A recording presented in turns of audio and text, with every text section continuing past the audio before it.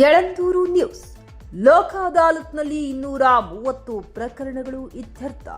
ವಿವಾಹ ವಿಚ್ಛೇದನದ 3 ಪ್ರಕರಣವನ್ನ ರಾಜಿ ಮಾಡಿ ಒಂದುಗೂಡಿಸಿದ ನ್ಯಾಯಾಧೀಶಿ ಸುಜಾತಾ ಎಚ್.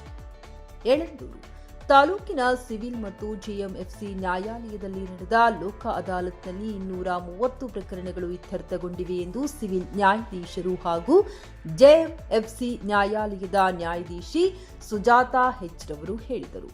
ಪಟ್ಟಣದ ನ್ಯಾಯಾಲಯದಲ್ಲಿ ನಡೆದ ಲೋಕ ಅದಾಲತ್ನಲ್ಲಿ ಮಾತನಾಡಿ, ಕಳೆದ ಬಾರಿಯ ಲೋಕ ಅದಾಲತ್ನಲ್ಲಿ ಇತ್ಯರ್ಥವಾದ ಪ್ರಕರಣಗಳಿಗಿಂತ ಈ ಬಾರಿಯ ಅದಾಲತ್ನಲ್ಲಿ ನ್ಯಾಯಾಲಯದಲ್ಲಿದ್ದ 638 ಪ್ರಕರಣಗಳಲ್ಲಿ ವ್ಯಾಜ್ಯ ಪೂರ್ವ ಸೇರಿ 230 ಪ್ರಕರಣಗಳು ಇತ್ಯರ್ಥವಾಗಿವೆ.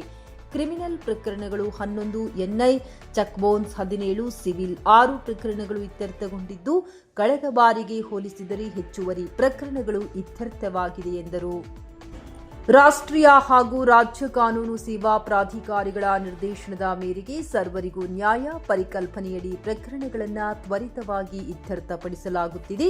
ಜಿಲ್ಲಾ ಕಾನೂನು ಸೇವಾ ಪ್ರಾಧಿಕಾರ ಸೇರಿದಂತೆ ತಾಲೂಕು ಕಾನೂನು ಸೇವಾ ಪ್ರಾಧಿಕಾರಗಳಲ್ಲಿ ಸಿವಿಲ್, ರಾಜಿಯೋಗ್ಯ ಕ್ರಿಮಿನಲ್ ಪ್ರಕರಣಗಳು ಸೇರಿದಂತೆ ಇತರೆ ಪ್ರಕರಣಗಳನ್ನು ರಾಜಿ ಸಂಧಾನದ ಮೂಲಕ ಪರಿಹರಿಸಲು ಲೋಕ ಅದಾಲತ್ ನಡೆಸಲಾಗುತ್ತಿದೆ.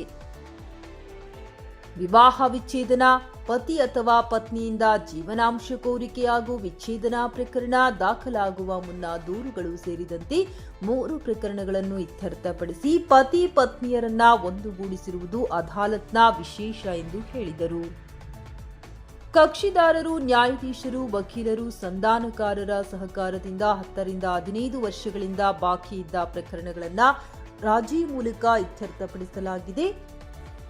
ಪ್ರಕರಣ ದಾಖಲಾಗುವ ಮುನ್ನವೇ ವ್ಯಾಜ್ಯ ಪೂರ್ವ ಪ್ರಕರಣಗಳು ಇತ್ಯರ್ಥವಾಗಿರುವುದು ಉತ್ತಮ ಬೆಳವಣಿಗೆಯಾಗಿದ್ದು, ಸಾರ್ವಜನಿಕರ ಸಮಯ, ಹಣ ಉಳಿತಾಯವಾಗಿದೆ.